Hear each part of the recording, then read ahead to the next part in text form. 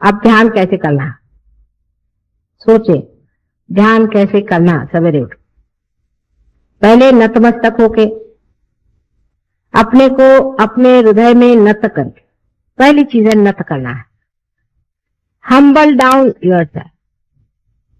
किसी ने ये सोच लिया कि मैंने बहुत पा लिया या मैं बहुत कुछ बड़ा भारी संत साधु महात्मा हूं, तो समझ लीजिए वो गया, सहयोग से गया।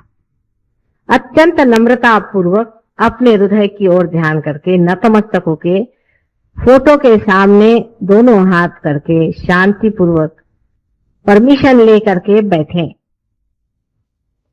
बात बात में क्षमा मांगनी पड़ती है, तो उस वक्त भी क्षमा मांग के कि हमसे अगर कोई गलती हो उसे माफी करके ध्यान में आज हमें उतारिए।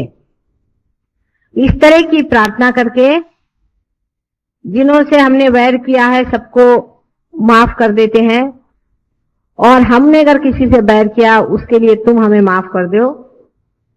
अत्यंत पवित्र भावना मन में ला करके और आप ध्यान में जाएं। आंख बंद करके और थोड़ी देर ध्यान करें। आप कितने मिनट करें इससे कोई मतलब नहीं होता, यह सवाल पूछना बहुत गलत बात। आप 5 मिनट करिए और चाहे 10 मिनट करिए, 5-10 मिनट एकाग्रता से आप ध्यान करें।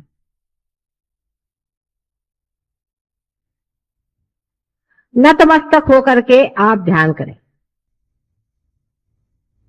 पर ध्यान करने से पहले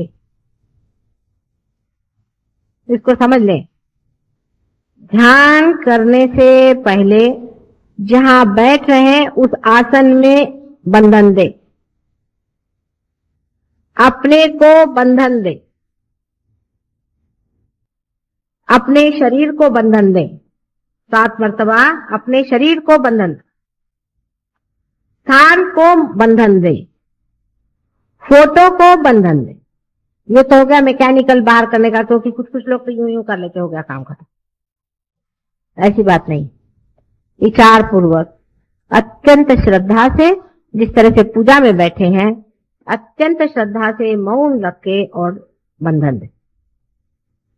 उस वक्त में ये नहीं कि जैसे पूजा में लोग कहते हैं भाई वो ले आओ ये ले आओ, इस तरह से। और उसके बाद अपने मन को बंधन दे। अब मन कहाँ होता है? आपने आज तक मुझसे नहीं पूछा कि मां मन कहाँ होता है। मन यहां होता है, यहां उसकी शुरुआत है। माने विशुद्धि चक्र और आज्ञा चक्र को बहुत जबरदस्त बंधन दे, मन को बंधन देना। और ये विचार करें कि हम प्रभु तेरे ही बंधन में रहे, हमारे ऊपर कोई बुरा असर ना आए, अत्यंत नतमस्तक होकर के। और उस वक्त में ये सोच के कि हम साक्षी हैं और सब चीज से हम अलग हट करके हम निर्मल हैं, उस चीज से हम उससे अछूते हैं। सब चीज से अपने को हटा करके और अब आप बैठ रहे हैं। आप ऐसा प्रयत्न रोज करें, आपको इसी की एक प्रकार से आदत लग जाएगी। अत्यंत श्रद्धा पूर्वक ध्यान करें सवेरे का समय, चाहे 10 मिनट और चाहे आधे घंटे, उसका कुछ फर्क नहीं पड़ता। ध्यान करते वक्त में कुछ हाथ ऊपर नीचे मत करिए। ध्यान करते वक्त में सिर्फ फोटो की ओर दृष्टि रखते रखते आंख को बंद कर लें और कोई हाथ पैर घुमाने की जरूरत नहीं। उस वक्त कोई सा भी चक्र जो खराब हो, उस चक्र की ओर सिर्फ दृष्टि करने ही से वो चक्र ठीक हो जाएगा, क्योंकि उस वक्त मैंने कहा है कि गति ज्यादा रहती है सवेरे के टाइम। अब पहले तो अपने चक्र वगैरह शुद्ध हो गए, उसके बाद अपने आत्म तत्व पर विचार करें या अपने आत्म तत्व, आत्मा की ओर चित्त ले जाए। आत्मा कहाँ होता है? किसी ने मुझसे भी नहीं पूछा आज तक कि मां आत्मा कहाँ होता है। आत्मा हमारे हृदय में होता है, लेकिन उसकी सीट जो है यहाँ सहस्त्रार के ऊपर में। तो इसलिए मैंने कहा था कि हृदय में नतमस्तक हो और चित्त जो है सहस्त्रार की ओर ले जाके आत्मा के ओर समर्पित हो। विचार से ही आत्मा की ओर समर्पित। आत्म तत्व का इसेंस क्या है? आत्म तत्व जो है वो पवित्रता है। पूरी निर्मल पवित्रता कहिए, उसके ओर नजर करें। वो पूर्णतया अलिप्त है, किसी चीज में लिप्त नहीं। जो भी चीज आपसे लिपटी हुई है उसी के कारण आप आत्मा से दूर हैं। आत्म तत्व का विचार करें, और ये आत्म तत्व प्रेम है। अनेक बार इसका विचार करें, बहुत बड़ा विचार है। आत्म तत्व प्रेम है। बहुत अनेक धर्म संसार में संस्थापित हुए, लेकिन उसमें प्रेम की व्याख्या कोई कर नहीं पाया। इसके कारण उसके अनेक विपर्यास हो गए। प्रेम की व्याख्या नहीं हो पाती, लेकिन प्रेम वही शक्ति है जो आपके हाथ से बह रही है। वही चेतना है जिसे लोग चेतना के नाम से जानते हैं, लेकिन ये नहीं जानते कि ये प्रेम है। चेतना को वो ऐसी शक्ति समझ लेते हैं जैसे बिजली और पंखा है। नहीं, आत्म तत्व प्रेम है। एक शब्द आप प्रेम कहते ही साथ आपके अनेक बंधन टूट जाए। जितना झूठ है, असत्य है, वो प्रेम के विरोध में है। अगर आप किसी को डांटते भी हैं और उसको सत्य बता रहे हैं तो आप प्रेम कर रहे हैं। आप स्वयं प्रेम है। इसलिए प्रेम तत्व पे आप विचार करते ही आप आत्म तत्व में उतर सकते हैं।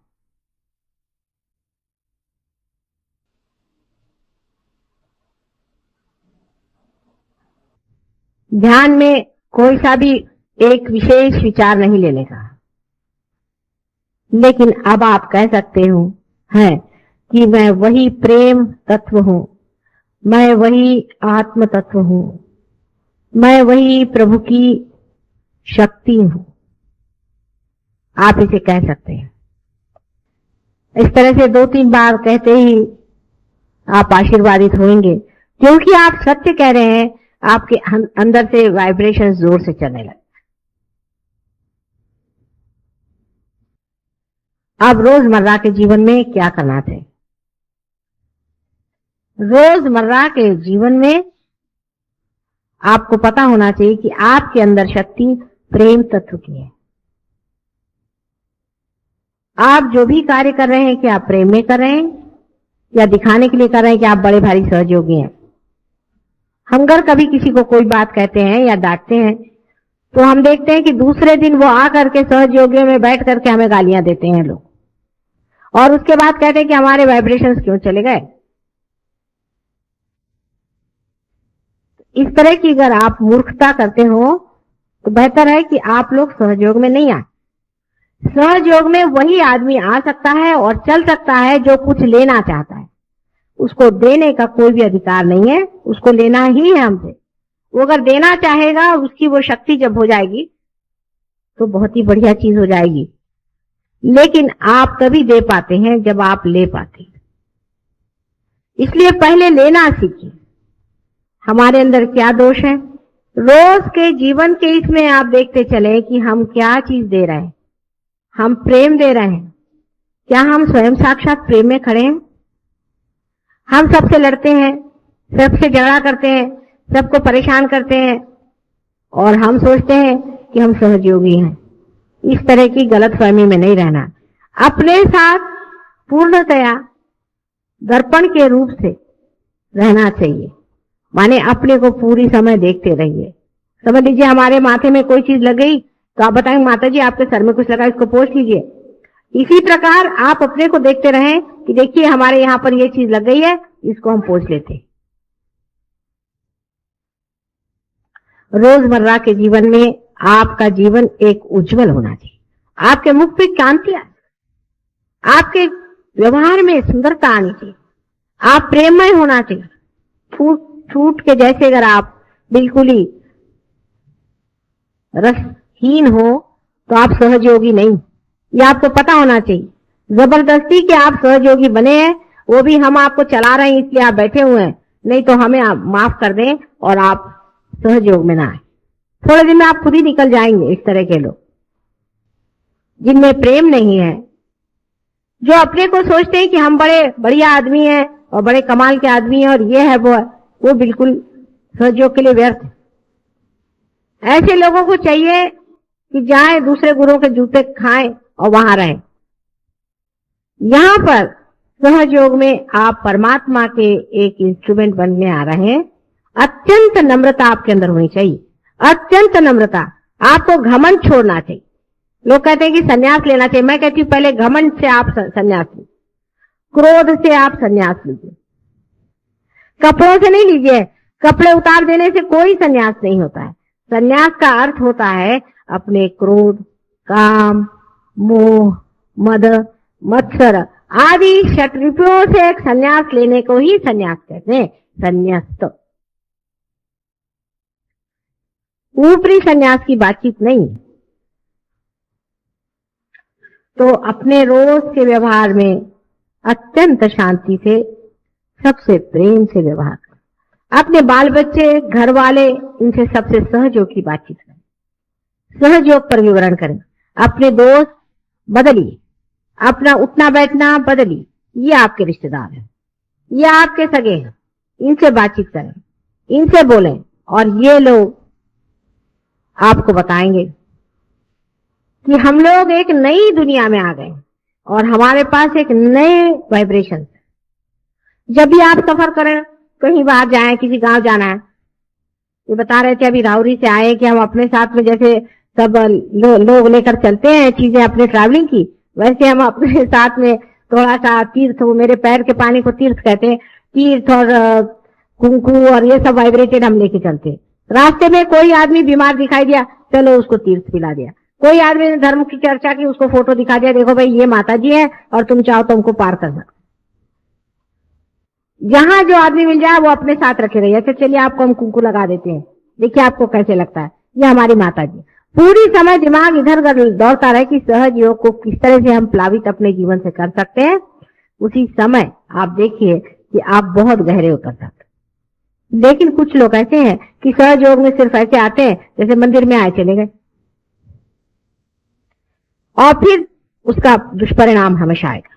यहाँ पे ऐसे लोग हैं अभी बैठे हुए कि जिन्होंने जब से सहयोग से पार हुए हैं तब से कोई उनको एक बीमारी नहीं है। महाबीमार थे, उनको कभी बीमारी नहीं, एक बार भी वो डॉक्टर की सीढ़ी नहीं चढ़े,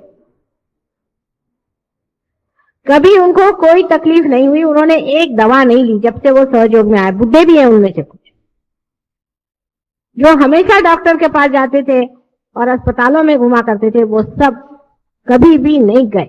ऐसे यहाँ बहुत से अनेक उदाहरण। इतना ही नहीं पर उन्होंने दूसरों को भला किया। इसका कारण यह है कि जो कुछ भी स्वास्थ्य के लिए, एक सहयोग के लिए आवश्यक है वो करते रहे और इस वजह से वो ठीक।